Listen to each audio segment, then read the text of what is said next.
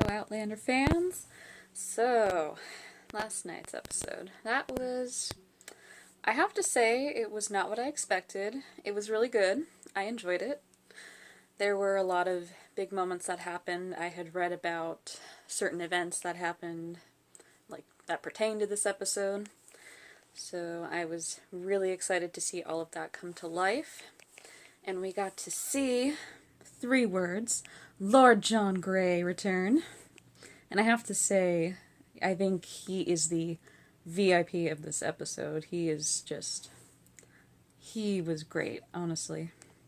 Like, his whole plot in this, everything, I liked it. So, yeah. Let me just discuss, sorry, my voice. I think it's the weather. Let me just discuss some of the big events that happened in the episode. So, the whole thing with Roger, we don't see too much of that. We do open the episode with him in the shower, and a lot of people, like, there was a big thing where they were like, oh my god, they made me think he went back. I'm so mad. And I knew. I'm like, no, they wouldn't do that. Because they're not going to get rid of Roger, and he wouldn't just go back. We don't see exactly, like, how he ended up back with the Mohawk. We can assume maybe it was a similar situation with Claire when she was going to go back and then the British grabbed her before she could touch the stone. Maybe that's what happened, or maybe Roger decided not to and he was roaming around and then they caught him. I don't know. Just some theories we can assume. But yeah, he's still in that situation. We do see him reach the Mohawk camp at the end. He's being bullied by them, and that's actually where the episode ended, so I don't know what more torture he's going to go through, but we do have 2 more episodes, so we're going to see where that leads. Brianna's arc in this episode was really big. That was the main focus of the episode, and it's mostly seeing her dealing with River Run, dealing with her Auntie Jocasta, who is a big-time manipulator, let's be honest. Like, Jocasta can have her sweet moments. She tells Bree all about her grandmother Ellen, and they actually have a lot of similarities I did not realize. Like, I didn't know that Ellen was pregnant before she married Brian. Yeah, I don't remember if that was mentioned in the first book. Not sure, but it's interesting to see all of the comparisons to Bree. And also, Brianna actually does a lot of artwork in this episode. I know in the books, I had read that she has an affiliation with a lot of, like, doing a lot of art. But in the show, they haven't really delved into that. So, like, last week we saw her with the drawing of Roger, but I feel like that was the first time we really saw her as an artist. And it's interesting that they're kind of throwing it in the middle of the season. I'm not complaining, I find it interesting. At least they're staying true to that part of the story.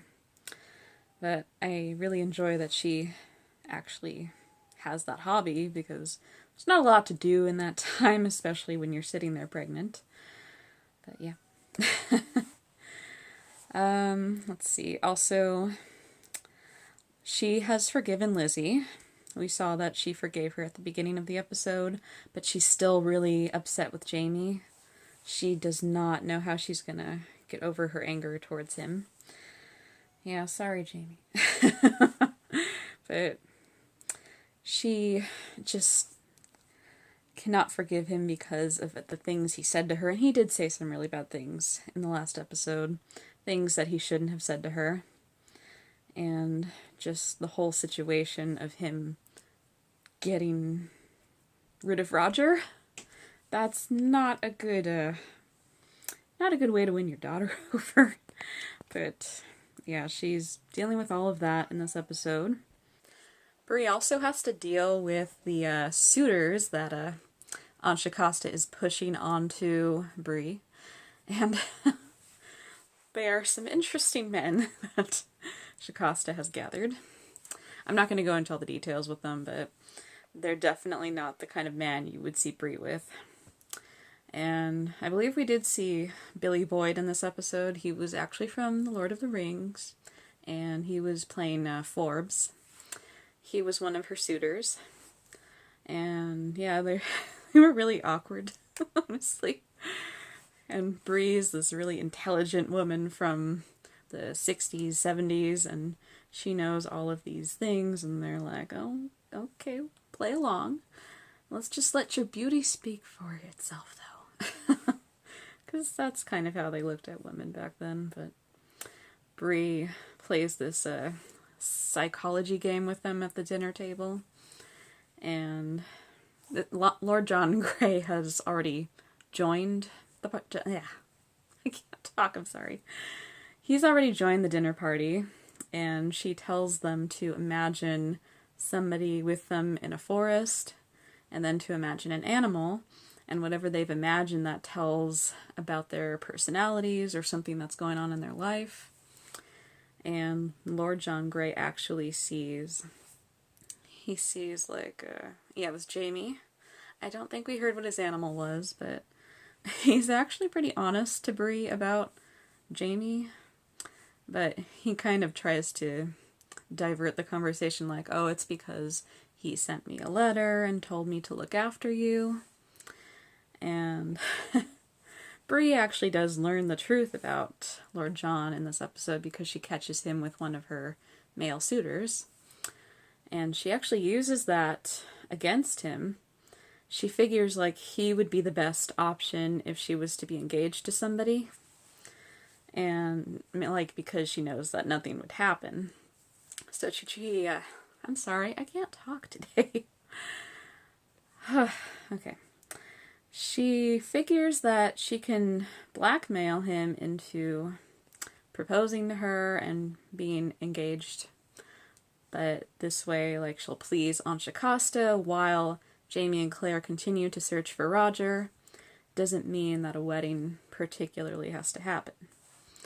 But when she tries to blackmail Lord John, he fires back like, yeah, this isn't going to work for you. You shouldn't be doing this. You don't know what you're talking about. Finally, they're able to calm down and have a calm conversation. And Bree's actually honest with him. She tells him how she was violated and she doesn't know if the baby is Roger's or not. And he actually does have sympathy for her because he knows all, like, the tough situation of not knowing. Like with William, they actually do bring this up later, how he is fathering a child that isn't his. So he feels for Bree. And eventually he does agree to become engaged to her. And this does please Jocasta. Forbes is disappointed, but we don't care about Forbes. I mean, he means well, but not for Bree. But yeah, I thought Lord John really came through in this episode. And he does tell Bree about William, how he's not his son. And she thinks he's a good man because he's looking after somebody that isn't his. Which, that probably didn't happen a lot in that time. And I don't even know if it happened a lot in the 60s and 70s. And we do know from Bree's situation where Frank, like, that was her father figure who took her in when the actual father couldn't be there. So there's actually this recurring theme that I did not see coming. I mean, it's been present throughout, but you kind of don't notice it until this point in the story. So I think that's a really neat theme. They honestly don't talk about that a lot. But I think Outlander does a great job of showing how fatherly love can come from anywhere and anyone. So, yeah. Bree gets away with that. And she does have a letter from Jamie that Lord John had delivered. She didn't want to open it, but She finally does at the end. We don't see what's in the letter, but I think next week we will find out. And we do see Jamie and Claire in this episode. They seem to be very strained, like their relationship's just strained.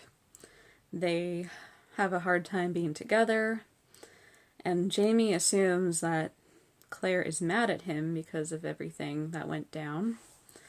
And Claire, she's honestly dealing with a lot of thoughts. Like, young Ian speaks to her earlier. He's like, you guys should really talk this out. Please don't let him be mad about everything. Because Jamie definitely does feel bad.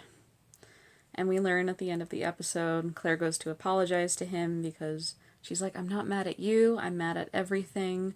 I'm mad at myself even. And he thinks that a lot of it was his fault because he didn't handle the situation right, which, yeah, he kind of didn't. But he at least feels remorse, and he regrets his actions and mistakes, and he feels like he can't be a father to Bree, and that part was sad because she is his daughter. He just never got the opportunity to raise her, to be with her, to get to know her. So just to have this person who was meant to be in the 18th century from the 20th century come into your life, and you just don't know them, and you try to be a parent to them, it's just not simple. And he thought he was handling it right because he was trying to protect her, but he should have gotten to know her better, to understand everything. But he definitely does regret that he didn't do that. But Claire comforts him, and she's like, what Bree said to you, she doesn't mean it. Like, what you said to her, you didn't mean it, right? And he realizes, yeah, no, I did not mean that. So there's hope. And I liked that this episode was all about hope, and it was actually the title of episode 11, If Not for Hope. So I liked that they ran with that theme in this. There's hope that Bree is gonna get through her pregnancy without any more male suitors. And there's hope that Roger will want to be with her and father the child. And there's hope for Jamie and Claire, and I just liked that theme. Unfortunately, I'm sorry. I get tongue-tied a lot. Unfortunately, it didn't look like there was a lot of hope for Roger, but eventually there will be. Trust me. And the last thing we did see in this episode, we do see Murtaugh. We see Fergus and Marsley as well. And Murtaugh's trying to find Bonnet.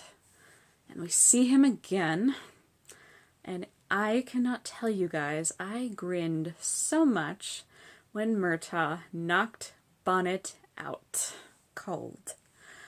I just was applauding in my head. I'm like, thank God they got him.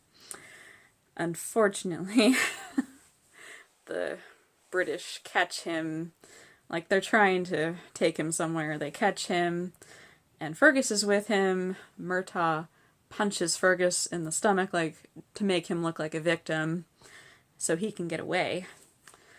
Unfortunately, Murtaugh is captured, even though they see that he caught Bonnet. But, you know, the British were like, haha, nice try, you caught somebody for us, and we get to catch you too. So yeah, he's in trouble. Don't know what his fate is going to be. I hope they don't kill him off. I don't think they will, because they did so much to bring him back from the dead. I don't know. And it looks like Bonnet is going to get a visitor in next episode too. I wonder who that could be. But it looks like Bree might be wanting to seek revenge, because she had mentioned in the other episode she was thinking about killing him for what he did to her.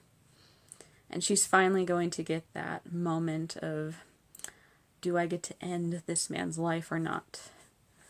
So we will see how that goes. Alright guys, 2 more episodes. I am just not looking forward to Droughtlander. I thought this episode was really good. I definitely, like I said, I loved the themes that were running through it. I love how they make all of these connections, and Lord John Grey, he is the king of this episode. When Jaime, King of Men, is away, Lord John Grey steps in. Roger still needs some work. I mean, he's suffering, but he'll get there. Yeah, we're gonna see what happens to Roger. It's not gonna be an easy way back home, let's say.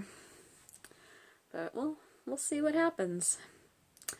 As far as the events go, things should end up well. We just don't know how things are gonna get there. Yeah. Alright guys, tell me what you thought of the episode. What did you guys think about Lord John Grey and him helping out Bree? I thought it was awesome. And yeah, just give me your thoughts. Alright, I will see you for next week's episode. We are almost done, like I said.